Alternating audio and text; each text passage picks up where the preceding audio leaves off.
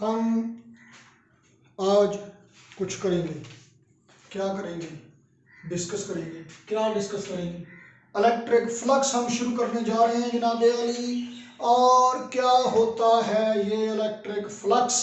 जनाब अली हमने कहा कि इलेक्ट्रिक लाइंस ऑफ फोर्स हैं, फर्ज करेंगे ये हैं पॉजिटिव चार्ज के लिए। मेरा दिल बड़ा करता है कैमरे के सामने आके मैं गाना गाऊं, लेकिन फिर मैं सोचता हूँ कि आप लोगों को इतने अजाब में मुब्तला करना कोई अच्छी बात नहीं है। पहले ही आप बहुत मुश्किलात का शिकार हैं। बहरहाल लो जी जनाब अली, ये एक पॉजिटिव चार्ज के लिए इलेक्ट्रिक लाइंस ऑफ फोर्स हैं। हमने कहा था कि इलेक्ट्रिक लाइंस ऑफ फोर्स आपको बताएंगी। ये मैं कैमरे के सामने जो गायब होता हूँ, ये मैं उसमें पसीना साफ करने के लिए आ रहा होता हूँ और ये देखने के लिए आ रहा होता हूँ कि कैमरा चल भी रहा है कि नहीं। तो जनाब ये जो इलेक्ट्रिक लाइंस ऑफ फोर्स हैं, ये क्या बता रही हैं? ये इलेक्ट्रिक फील्ड की डायरेक्शन के बारे में इंफॉर्मेशन दे रही हैं और उसके साथ साथ इलेक्ट्रिक फील्ड की स्ट्रेंथ के बारे में भी इंफॉर्मेशन दे रही हैं। तो जनाब इसका मतलब ये है, हमने ये ऑलरेडी डिस्कस किया हुआ है कि किसी जगह से गुजरने वाली इलेक्ट्रिक लाइंस ऑफ फोर्स की तादाद जितनी ज्यादा होगी, फील्ड की स्ट्रेंथ उतनी ही ज्यादा होगी, और इलेक्ट्रिक लाइंस ऑफ फोर्स की तादाद जितनी कम होगी, फील्ड की स्ट्रेंथ भी उतनी ही कम होगी। चलो ठीक है जनाब। अच्छा एक काम करते हैं, एक मैं थोड़ी सी और लाइनें लगा लूं, जरा लकीरें लगा लूं। चलो देखें जरा, ये मेरे पास है दिस इज रजिस्टर। यहाँ देखें कितनी लाइनें गुजर रही है, गिन के बताएं जरा, मुझे मैसेज करके बता दें अभी, जल्दी जल्दी जरा व्हाट्सअप कर दें। 1 2 3 4 5 लाइनें गुजर रही हैं। तो आप इसी को हम कहते हैं जनाब कि इतनी की फील्ड की स्ट्रेंथ है। दूसरा बंदा कहता है जनाब इसमें से 3 लाइनें गुजर रही हैं, यहाँ फील्ड की स्ट्रेंथ कम है, तो यहाँ पे ज्यादा है यहाँ पे कम है। चलो ये तो बात हो गई, ठीक है। क्यों क्यों ज्यादा है क्यों कम है? क्योंकि यहाँ पे रखा 5 लाइनें गुजर रही थी, यहाँ पे रखा 3 लाइनें गुजर रही थी। दूसरा बंदा क्या करता है? सर देखें कितनी लाइनें गुजर रही हैं जी? 3। अच्छा कितनी लाइनें गुजर रही हैं? 3। यहाँ भी 3 यहाँ भी 3। इसका मतलब है कि फील्ड की स्ट्रेंथ यहाँ पे और यहाँ पे बराबर है। हम कहते हैं नहीं नहीं जनाब ये तो चीटिंग है, ये तो रोंडी है। आपने यहाँ पे ऐसे रखी है सरफेस जिसमें से लाइनें गुजर रही हैं, और वही सरफेस जिसमें से लाइनें गुजर रही हैं यहाँ पे रखी है ऐसे। तो वो कहेगा जनाब आपने सिर्फ ये कहा था किसी एरिया से गुजरने वाली लाइनों की तादाद फील्ड की स्ट्रेंथ को रिप्रेजेंट करती है। आपने ये तो कहा ही नहीं कि आप एरिया एरिया सा ही रखें या उसकी वही कैसी होनी चाहिए, वे तो कभी बात हुई ही नहीं। तो इस कंफ्यूजन से बचने के लिए हम अब ये कहते हैं कि इलेक्ट्रिक लाइंस ऑफ फोर्स की तादाद number of lines of force passing through certain element of area. देखिए अपनी बुक पे देखिएगा जनाब, पेज नंबर 9 पे दूसरे पैरे में, the number of field lines passing through a certain element of area is known as electric flux through that area. ये डेफिनेशन है इलेक्ट्रिक फ्लक्स की। फाई से लिखा जाता है जनाब आली। तो जनाब फाई से लिखा जाता है फ्लक्स, इलेक्ट्रिक फ्लक्स है। तो ई अगले चैप्टर में जाके मैग्नेटिक फ्लक्स से वास्ता पड़ेगा, उसे फाई बी लिखेंगे। मैग्नेटिक फील्ड इंटेंसिटी को बी से लिखा जाता है, इलेक्ट्रिक फील्ड इंटेंसिटी को ई से। तो जनाब क्या है जी? Number of field lines passing through a certain element of area. तो नंबर ऑफ फील्ड लाइंस यानी electric field intensity multiplied by, sorry ये बाद में लिखना है हमने, मल्टीप्लाइड बाय वो एरिया जिसमें से वो गुजर रही है, इनका प्रोडक्ट है इलेक्ट्रिक फ्लक्स। इसका मतलब ये है कि इलेक्ट्रिक फील्ड लाइंस की तादाद जितनी ज्यादा होगी तो इलेक्ट्रिक फील्ड इंटेंसिटी उतनी ज्यादा होगी, और एरिया जितना बड़ा होगा तो तब भी इलेक्ट्रिक फ्लक्स उतना ही ज्यादा होगा। ई और ए में से आप जिसको भी ज्यादा कर देंगे फ्लक्स उतना ही ज्यादा होगा। फ्लक्स को समझने के लिए एक बिल्कुल सादा सी मिसाल आप देख लीजिए मोअज़्ज़ज़ ख़ातिन हज़रात। तो क्या आप वेले हैं? आजकल तो वैसे ही वेले हैं, तो आप घर के करीब किसी खाड़े में जाएं और पांव लटका के बैठ जाएं ऐसे, और पानी आपके पांव से टकरा के गुजर के जाएगा, हाथ डाल दें चले ऐसे करके ऐसे। अब आपके हाथ से पानी टकरा के जाएगा, आप इसी हाथ को वैसे कर दें, अब पानी थोड़ा टकरा के जाएगा, वो पानी का जो जोर आपको महसूस होगा, पानी का जो बहाव आपको महसूस होगा, वही फ्लक्स है। ऐसे करेंगे रेला से ज्यादा आगे टकराएगा, ज्यादा दबाव पड़ेगा, ज्यादा फील होगा, ऐसे कम फील होगा, यही फ्लक्स है। इसका मतलब ये है, आप अपने हाथ को ऐसे करके दो हाथ कर दें ऐसे, अब ज्यादा महसूस होगा, एरिया जितना ज्यादा होगा फ्लक्स ज्यादा होगा, वो पानी का बहाव भी जितना ज्यादा होगा तब भी बहाव ज्यादा होगा। लेकिन वो एरिया चाहे जितना मर्जी बड़ा है, देखिए अभी तक तो ये बात होगी कि एरिया ज्यादा करेंगे ई ज्यादा होगा, ए ज्यादा होगा, फ्लक्स ज्यादा हो जाएगा। लेकिन अगर आप वही बड़ा सा एरिया ऐसे कर देंगे ऐसे, अब एरिया जितना मर्जी बड़ा है तो फ्लो फ्लक्स कम महसूस होगा। तो इसका मतलब है ई की मैग्नीट्यूड ए की मैग्नीट्यूड के साथ साथ डायरेक्शन पे भी डिपेंड करता है फ्लक्स। वो डायरेक्शन पे, एंगल पे कैसे डिपेंड करता है वो भी हम देखेंगे। अभी जरा मामले को शुरू तो करें। तो फ्लक्स के यूनिट क्या होंगे बेटा जी? ई के यूनिट क्या होते हैं? न्यूटन पर कूलम। और एरिया के क्या होंगे? Metre square, newton metre square पर कूलम या न्यूटन पर कूलम मीटर स्क्वायर होंगे इसके एसआई यूनिट्स। बेस यूनिट और डायमेंशन आप निकाल लीजिए, अब आप लोग सियाने हैं।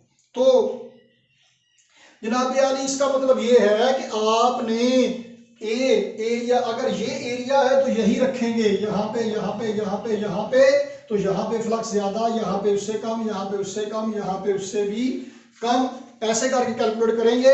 तो हम देखते हैं जनाब यानी कि एरिया की डिफरेंट डायरेक्शंस के लिए, एरिया की डिफरेंट डायरेक्शंस के लिए फ्लक्स की वैल्यू कैसे चेंज होती जाएगी।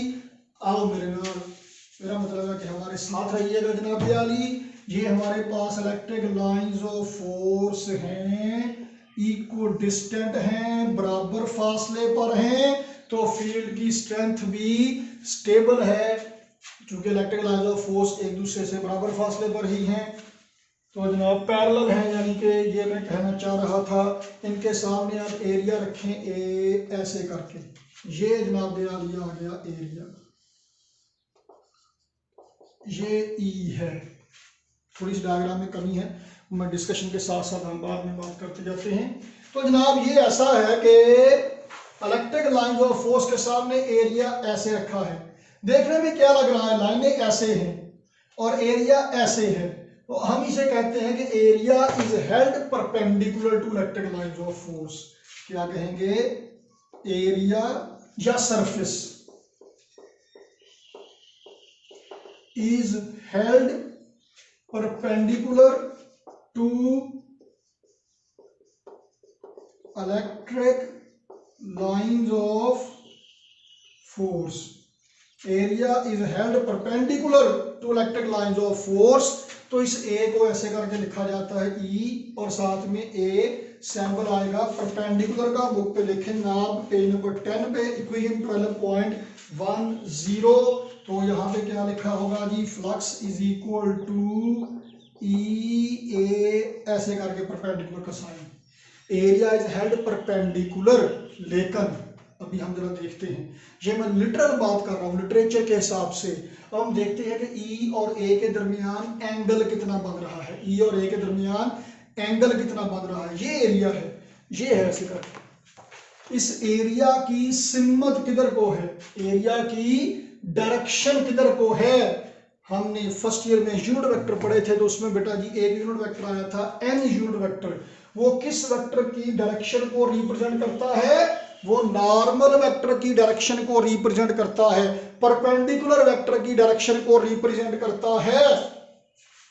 तो ये जो व्हाइट बोर्ड है ये एरिया है, लंबाई ज़रब चौड़ाई। इस एरिया की डायरेक्शन किधर को है? इस एरिया की डायरेक्शन किधर को है? इसकी डायरेक्शन आपकी तरफ को है, आपकी तरफ को मुंह है इसका, आपका मुंह इसकी तरफ को है। तो इसकी डायरेक्शन मालूम करने के लिए क्या करेंगे? इस पर परपेंडिकुलर ड्रा करेंगे ऐसे, नॉर्मल एन यूनिट वेक्टर से इसकी डायरेक्शन को रिप्रेजेंट किया जाएगा। तो ऐसे ही बेटा जी ये जो एरिया सामने पड़ा है ऐसे करके, इसकी डायरेक्शन किधर को है जनाब? इस एरिया की, इस पर हम परपेंडिकुलर ड्रा करेंगे ऐसे करके। इस परपेंडिकुलर की जो सिमत होगी वो एरिया की सिमत होगी। अब एरिया वेक्टर है, क्यों है अभी देखेंगे कि डायरेक्शन चेंज करने से जवाब पर क्या फर्क पड़ता है। स्टे ट्यून, देखते रहिए। तो यहाँ पे ई और ए के दरमियान, ई इलेक्ट्रिक फील्ड इंटेंसिटी तो वैसे ही वेक्टर है, ई और ए के दरमियान एंगल कितना है जनाब याली 0 एंगल है। लो जी बाहर एक यूटिलिटी स्टोर आ गया है, चीजें बेचने के लिए आपको कुछ चाहिए तो मंगवा देते हैं। तो जनाब थीटा कितना है, ई और ए के दरमियान एंगल 0 है जी। ओ माफ कीजिएगा, ये क्वेश्चन में फॉलोइंग का नाम है, मैं समझा कि बाहर रेडी वाला है। तो जनाब ई और ए के दरमियान एंगल कितना होगा जी 0। तो अब फ्लक्स कितना होगा, चले फाई ई की जगह पे मैं लिखता हूं जनाब कि फ्लक्स है मैक्सिमम, इलेक्ट्रिक फ्लक्स मैक्सिमम है। देखिए एरिया हमने यही रखना है इतना सा, 1 2 3 4 5 6 लाइनें गुजर रही हैं। किसी यूनिट एरिया से जितनी ज्यादा इलेक्ट्रिक लाइन ऑफ फोर्स गुजरेगी, इलेक्ट्रिक फ्लक्स की वैल्यू उतनी ही ज्यादा होगी। चलें अब यही लाइनें हैं जनाब 6, 1 2 3 4 5 6। तो जनाब इनके सामने यही एरिया जो है बड़ा सारा है, ऐसे करके रखते हैं। ए लो जनाब यारी ई इलेक्ट्रिक फील्ड इंटेंसिटी बेटा जी ये है एरिया। देखें अब इसे क्या कहेंगे, देखने में क्या लग रहा है कि area is held parallel, area is held parallel to electric lines of force. ये 11 नहीं लिखा हुआ, पैरेलल का साइन है। तो फ्लक्स क्या है, ई ए पैरेलल, तो फ्लक्स है जनाब मिनिमम। लेकिन अब area is held parallel, area is held parallel to electric field या इलेक्ट्रिक लाइंस ऑफ फोर्स। तो बेटा जी एंगल कितना है, इस एरिया पर परपेंडिकुलर ड्रा कीजिए, ऐसे ऊपर को जाएगा, एरिया पर परपेंडिकुलर ड्रा कीजिए ऐसे करके। ये एरिया की सिमत है। एरिया की डायरेक्शन या सरफेस की डायरेक्शन किधर को होगी, जिधर को उस सरफेस पर परपेंडिकुलर लिया जाएगा उधर को डायरेक्शन होगी। तो यहां पे ई और ए के दरमियान एंगल कितना है 90, तो फ्लक्स कितना होगा मिनिमम। जब एंगल 0 है तो फ्लक्स मैक्सिमम, एंगल 90 है तो फ्लक्स मिनिमम होगा जनाब आली। तो जनाब अब हम एंगल 0 और 90 के दरमियान कोई एंगल रखते हैं, 0 और 90 के दरमियान में कोई एंगल रखते हैं, फिर देखें क्या बनता है। देखिए वही इलेक्ट्रिक लाइंस ऑफ फोर्स 1 2 3 4 5 और 6। तो अब देखें बेटा कि जब एरिया ऐसे रखा था फ्लक्स मैक्सिमम था, एरिया ऐसे हो गया तो फ्लक्स मिनिमम हो गया। तो पहले 6 लाइनें गुजर रही थी, अब कोई नहीं गुजर रही। तो जब इसकी बजाय हम ऐसे की बजाय हम एरिया देखें ऐसे करके बजाय ऐसे कर देते हैं, ऐसे, ठीक है, ए ऐसे ऐसे। देखें जो लेक्चर है ना, लेक्चर 45 मिनट का लेक्चर हमारा होता है जब आप लाइव देखते हैं। अब जब रिकॉर्ड करते हैं तो 45 मिनट की बजाय कभी 25 मिनट का, कभी 30 का, कभी 35 का, कभी 40-45 पे भी पहुंच जाता है कभी कभी। तो ये वेरिएशन क्यों, क्योंकि लाइव लेक्चर में हमारी कई सारी बातें और भी हो जाती हैं जो रिकॉर्डिंग के दौरान नहीं होती। अगरचे मैं कोशिश करता हूँ कि कोई ना कोई एग्जाम्पल की तरफ से दे दूँ, आपका जी लगाए रखें, लेकिन फिर भी उतनी ज़्यादा नहीं बातें होती जितनी लाइव क्लास में हो जाती हैं। और इसमें भी आप सारे लेक्चर की जब समरी बनाते हैं, निचोड़ निकालते, सत निकालते हैं, किलो नींबुओं से जनाब बड़ी मुश्किल से पाइया रस निकलता है। तो सारे लेक्चर का जो निचोड़ होता है वो 2-3 बातें होती हैं, बाकी बढ़ा देते हैं ज़ेब दास्तान के लिए, बाकी आपको समझाने के लिए कहानियाँ शामिल कर देते हैं इधर उधर से, ताकि बात अच्छी तरह समझ आ जाए। तो वो जो असल में 2 3 4 5 बातें हैं जो पूरे लेक्चर में की जाती हैं, वो इफेक्टिव वैल्यू है लेक्चर की। कोई पूछे कि आज के लेक्चर में आपने क्या सीखा, तो आपने जनाब इलेक्ट्रिक फ्लक्स की डेफिनेशन सीखी, यूनिट सीखी, मैग्नीट्यूड सीखी, डायरेक्शन चेंज होने से क्या फर्क पड़ता है, बस ये बात आपने 4 मिनट में बयान कर दी, सारा खुलासा बयान कर दिया आपने। ये क्या, ये इफेक्टिव वैल्यू है। एरिया चाहे जिड्डा मर्जी वड्डा हो, जिड्डा मर्जी वड्डा, जिड्डा मर्जी सेहतमंद आदमी हो, एक समोसा भी ना आपको खिलाए तो आप कहेंगे तेरी औकात एक समोसे दी भी नहीं, हालांकि बड़ा बड़ा सेहतमंद आदमी, बड़े पैसे उसकी जेब में है, आपको उससे क्या, आपको तो उससे मतलब है जो इफेक्टिव वैल्यू है। तो यहाँ पे एरिया की इफेक्टिव वैल्यू पे कितनी लाइनें गुजर रही हैं, ए यहां से लेकर यहां तक 1 2 3 4 लाइनें गुजर रही हैं। ये ऊपर वाली ये लाइन नहीं गुजर रही एरिया से, ये लाइन एरिया से यानी सरफेस से ये लाइन नहीं गुजर रही। तो इफेक्टिव वैल्यू इसकी इतनी रह गई है।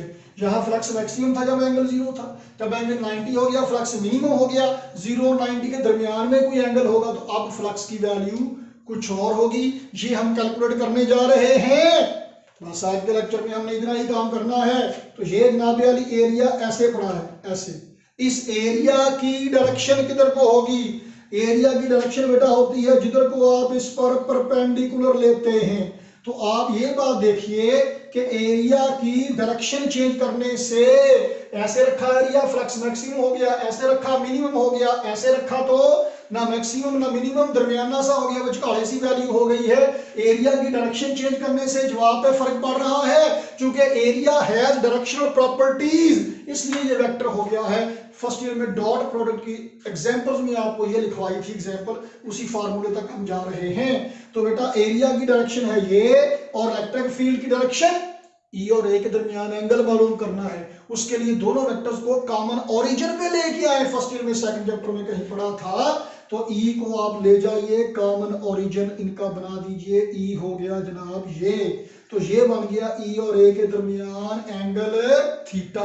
तो अब फ्लक्स की कितनी वैल्यू आ रही है? तो हम इलेक्ट्रिक लाइंस ऑफ फोर्स को यानी इलेक्ट्रिक फील्ड इंटेंसिटी ई को मल्टीप्लाई करेंगे किसके साथ? जहां ए के साथ मल्टीप्लाई किया, जहां पे उस एरिया के साथ मल्टीप्लाई करेंगे जो एरिया की इफेक्टिव वैल्यू है। कोई कहे कि यार आपका जो फलां दोस्त है वो तो बहुत ही अमीर कबीर है, करोड़ों अरबों रुपए उसके पास है। आप कहेंगे जनाब नहीं उसके पास सिर्फ 20 रुपए है। वो कहेगा कि जनाब उसके पास तो अरबों रुपए है। आप कहेंगे नहीं मैं तो वो गिनता हूं जो उसके पास मेरा हिस्सा है, मुझे तो उसने 20 रुपए का एक समोसा खिलाना है बस। इसका मतलब है कि उसकी इफेक्टिव वैल्यू 20 रुपए है, बाकी से हमें गर्ज ही नहीं। तो अब एरिया की इफेक्टिव वैल्यू लेंगे। एरिया की इफेक्टिव वैल्यू मतलब एरिया का वो कंपोनेंट लेंगे जिसमें से electric lines of force pass कर रही हैं। तो जनाब एरिया का वो कंपोनेंट कौन सा है? ऐसे करते हैं जनाब वाली, ऐसे और ऐसे। ओके जनाब वाली, ठीक है जी। तो जनाब एरिया का कौन सा कंपोनेंट है जिसमें से इलेक्ट्रिक लाइंस ऑफ फोर्स गुजर रही है? जाहिर बात है ये वाला है जिसमें से गुजर रही है, इसमें से तो नहीं गुजर रही। ये एरिया की इफेक्टिव वैल्यू है। ओके जनाब, तो ये एंगल देखिए जनाब वाली कौन सा है? ये वाला एंगल थीटा है, तो ये वाला एंगल भी थीटा है। बात जरा ध्यान से सुनिएगा, ये वाला एंगल भी थीटा है, ये वाला एंगल भी थीटा है। क्यों? क्योंकि इस लाइन पर ये परपेंडिकुलर है और इस लाइन पर ये परपेंडिकुलर है। इसको 90 पर रोटेट किया ये बन गया, इसको 90 पर रोटेट किया ये बन गया, इन दोनों को 90 पर रोटेट किया तो ये बन गया थीटा।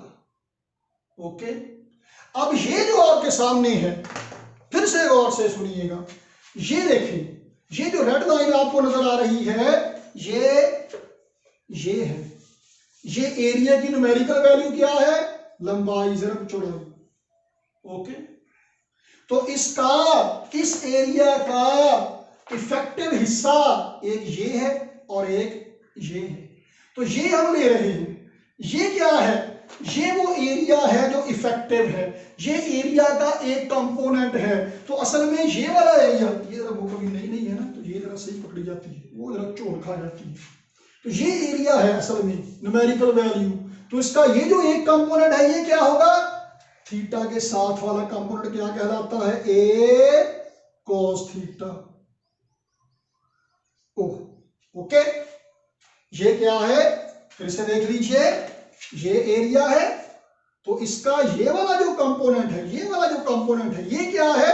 ये इसका इफेक्टिव कंपोनेंट है, इफेक्टिव वैल्यू है। ये थीटा के साथ वाला है तो क्या कहेंगे इसे? ए कॉस थीटा। तो ई इंटू ए कॉस थीटा, ये भी वेक्टर, एरिया की भी डायरेक्शनल प्रॉपर्टीज है वो भी वेक्टर। ओह, एंगल का कॉस आ गया। ओ भाजी ये क्या था? ये तो डॉट प्रोडक्ट है। Electric flux is the dot product of E and A. शर्त क्या है, ई और ए के दरमियान एंगल कैसे मालूम करना है, एरिया की डायरेक्शन मालूम करना है पहले, और एरिया की डायरेक्शन किधर को होगी, जिधर को एरिया पर परपेंडिकुलर ड्रा करेंगे। एक चीज जो कंफ्यूज करने वाली होती है वो जरा सुन लीजिए अच्छी तरह से, क्या के एरिया वेक्टर है यहाँ पे, उसकी डायरेक्शनल प्रॉपर्टीज है, और उस एरिया की डायरेक्शन किधर को लेंगे, जिधर को एरिया पर परपेंडिकुलर होगा उधर को। मैं जरा ये एरो सोना ये करके बना दूं ऐसे, तो या इसे ऐसे लिखें, तो एरिया की जो डायरेक्शन है वो किधर को है, जिधर को एरिया पर आप परपेंडिकुलर लेंगे। तो जब आप कहते हैं ना कि एरिया इज हेल्ड परपेंडिकुलर, ये किस हिसाब से आप कहते हैं, ये जो एरिया है, ये जिधर को मैं हाथ फेर रहा हूं ऐसे करके ऐसे, ये है सरफेस एरिया। क्या है, सरफेस एरिया। ये जो यहां पे ऐसे मैग्नीट्यूड की शक्ल में लिखा है ये सरफेस एरिया है, या मैंने इससे पहले इसके लिए सरफेस एरिया की बजाय सिर्फ सरफेस का लफ्ज इस्तेमाल किया, ये सरफेस ऐसे रखी है। लेकिन ये क्या है, ये एरिया की डायरेक्शन है, और डायरेक्शन का मतलब क्या है कि ये क्या है, वेक्टर एरिया। अगर आप सिर्फ सरफेस एरिया की बात करें, यहाँ पे ना दो तरह से कंफ्यूज करने वाला एमसीक्यू बना करता है।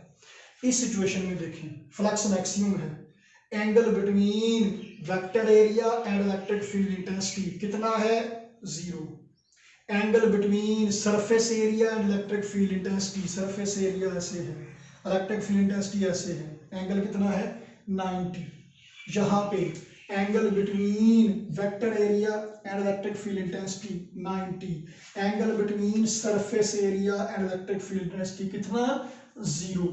तो याद रखिएगा, इस बात को भूल नहीं जाना। हाँ, अगर सिर्फ लफ्ज हो ई और ए के दरमियान एंगल, तो फिर आप ए कौन सा लेंगे, ये वाला ही लेंगे जो एरिया की, चूंकि डायरेक्शनल प्रॉपर्टीज हैं तो जो उसकी प्रॉपर डायरेक्शन है फिर उसके हिसाब से बन जाएगी।